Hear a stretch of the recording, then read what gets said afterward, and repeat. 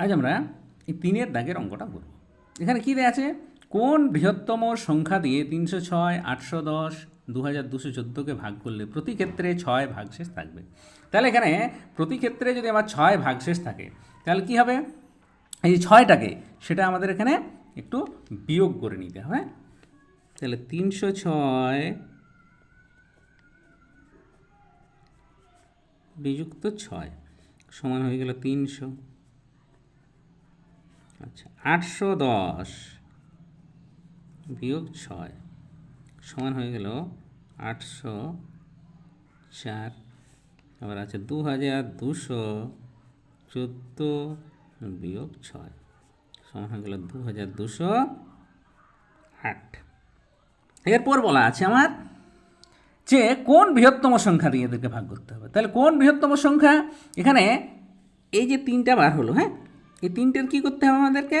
বৃহত্তম বললে কী করতে হয়? গসাগু করতে হয়।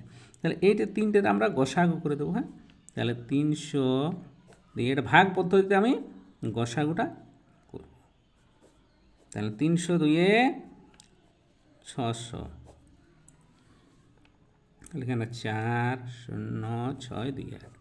এবারে 300 এখানে একটা এখানে চলে আসবে,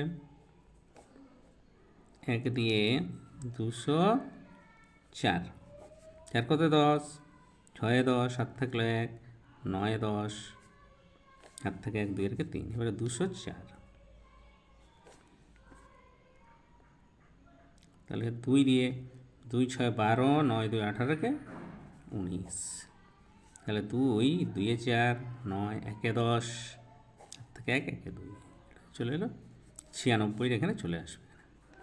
তাহলে 8 12 96। তাহলে এখানে কি হলো আমার? 12। এই 12 দিয়ে কী করবো আমরা? পরের যে সংখ্যাটা আছে সেটা ভাগ করব, যদি মিলে যায় তাহলে অঙ্কটা হয়ে গেল আমার। তাহলে 12 1 12, 2 0 1 2 0 নামলো, 8 12 96, 6 কত 10, 4 10, 8টা নামলো, তাহলে 4 12 48। তাহলে আমার এখানে গসাগু হয়ে গেল কত? 12। অতএব এখানে আমি লিখব কি? অতএব নির্ণেয়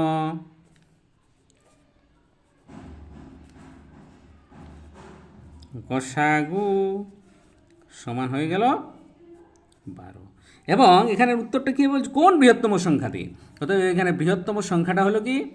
নির্ণেয় বৃহত্তম সংখ্যা 12।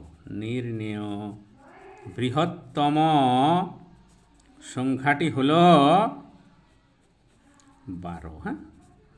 ব্যাস, তাহলে এটাই হয়ে গেল আমার উত্তর। তাহলে 12 বৃহত্তম সংখ্যা দিয়ে 306, 810, 2214কে ভাগ করলে প্রতি ক্ষেত্রে 6 ভাগশেষ থাকবে। ব্যাস।